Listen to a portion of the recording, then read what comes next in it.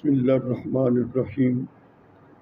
رسول کریم صلی اللہ علیہ وآلہ وسلم نے ارشاد فرمایا، اوتیت من خزائن العرش، کہ مجھے عرش کے خزانوں میں سے خزانہ عطا کیا گیا۔ وہ جو خزانے نبی کریم علیہ السلام نے ذکر فرمائے وہ مختلف روایتوں میں مختلف چیزوں کا ذکر ہے۔ سورۃ فاتحہ کا بھی ذکر ہے، آیت الکرسی کا بھی ذکر ہے، سورہ بقرہ کی آخری آیات کا بھی ذکر ہے۔ امام طبرانی نے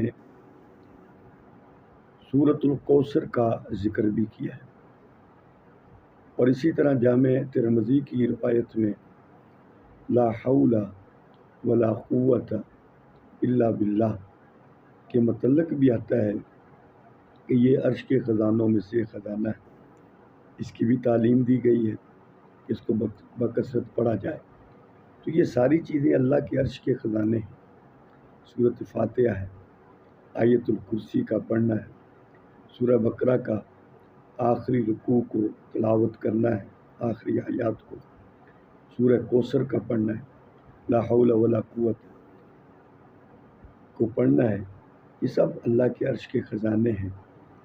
آپ پڑھیں اور اللہ کے عرش کے خزانوں سے مستفیض ہوں۔